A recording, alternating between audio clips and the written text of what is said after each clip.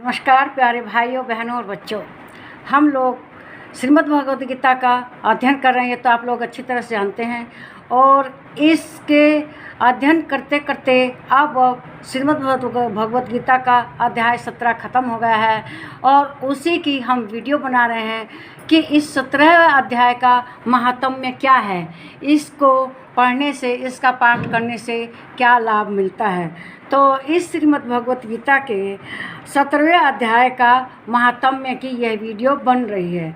तो इसके बारे में श्री महादेव जी कहते हैं, पार्वती जी से कहते हैं, पार्वती 16वें अध्याय का महात्म्य बताया गया। अब 17वें अध्याय का अनंत महिमा श्रवण करो। इसकी जो महिमा है वह अनंत है।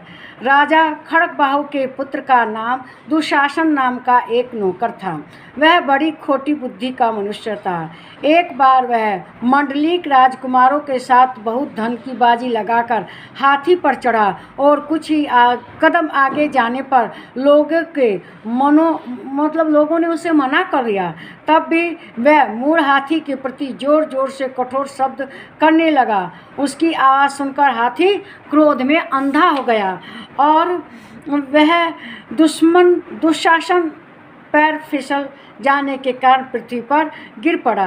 दुशासन को गिरकर कुछ उच्छ्वास लेते देख काल के समान निरंकुश हाथी ने क्रोध में भरकर उसे ऊपर फेंक दिया। ऊपर से गिरते ही उसके प्राण निकल गए। इस प्रकार कालवश मृत्यु को प्राप्त होने के बाद उसे हाथी की योनि मिली और सिंघल द्वीप के महाराज के यहाँ उसने अपना बहुत समय व्यतीत किया।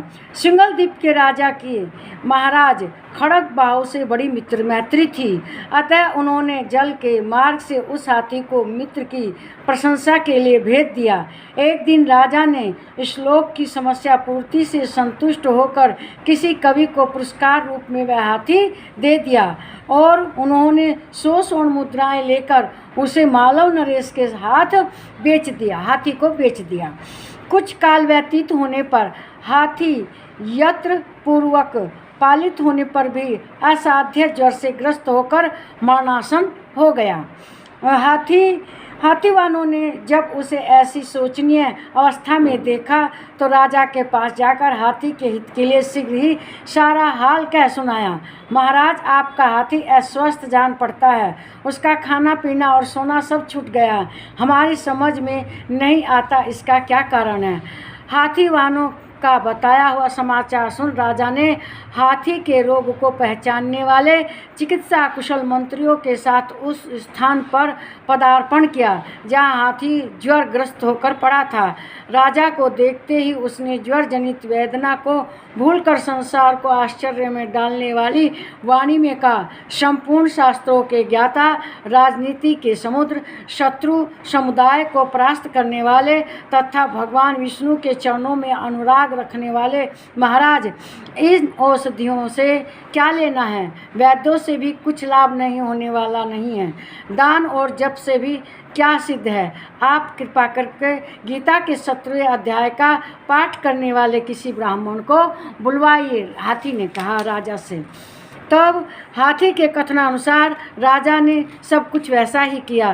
तदंतर गीता पाठ करने वाले ब्राह्मण ने जब उत्तम जल को अभिमंत्रित करके उसके ऊपर डाला तब दुशासन गज योनि का परित्याग करके मुक्त हो गया। राजा ने दुशासन को दिव्य विमान पर आरूढ़ कर एवं इंद्र के समान तेजस्वी देखकर पूछा, तुम्हारी पूर्व जन्म में क्या जाति थी, क्या स्वरूप था, कैसे आचरण थे और किस कर्म से तुम यहाँ हाथी होकर आए थे, ये सारी बातें मुझे बताओ। राजा के इस प्रकार पूछने पर संकट से छूटे उस दुशासन ने विमान पर बैठे ही बैठे स्थिरता के साथ अपना पूर्व जन्म का उपयुक्त समाचार यथावत कह सुनाया। तत्पश्चात नरश्रेष्ठ मालव नरेश भी गीता के 17वें अध्याय का पाठ करने लगा। इससे थोड़े ही समय में उनकी मुक्ति हो गई। मुक्ति मतलब वो भी स्वर्ग को चला गया। तो ये मुक्ति क्यों मिली? 17वें अध्याय के कारण।